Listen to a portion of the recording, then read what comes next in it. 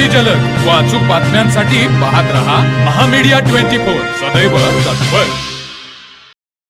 सध्या ऊसाचा ट्रॅक्टर हा एकमेव फॅक्टर वाहनधारकांना डोकेदुखी होऊन बसला आहे।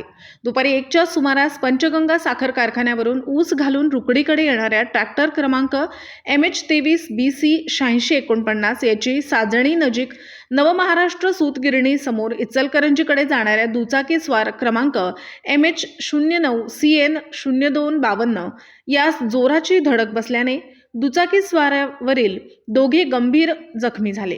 त्यांना कोल्हापूर येथील खाजगी दवाखान्यामध्ये उपचारासाठी दाखल करण्यात आले आहे। हातकणंगले पोलिसांनी घटनास्थळाचा पंचनामा करून ट्रॅक्टर चालक कृष्णा माळी राहणार बीड यास ताब्यात घेतले आहे।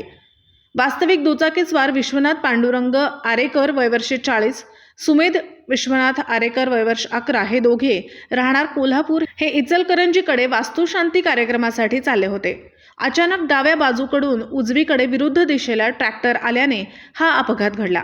यात ट्रॅक्टर चालकाची चूक असून त्याचे नियंत्रण नव्हते अशी माहिती लोकांतून समजते।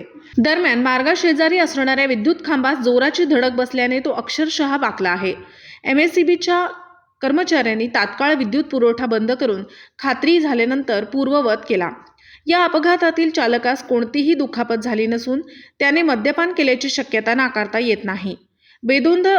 बेदरकार कर्कश गाण्याच्या आवाजात वेगाने धावणाऱ्या या ट्रॅक्टर वाहनांना RTO विभाग कोणते नियम व कायदे लावणार आहे की नाही अशा संतप्त प्रतिक्रिया वाहनधारक नागरिक विचारल्या जात आहेत।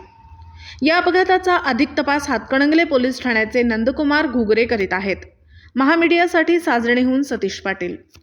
तर मग चला सबस्क्राइब करायला विसरू नका महामीडिया 24 न्यूज चॅनलला। महामीडिया 24 सदैव तत्पर।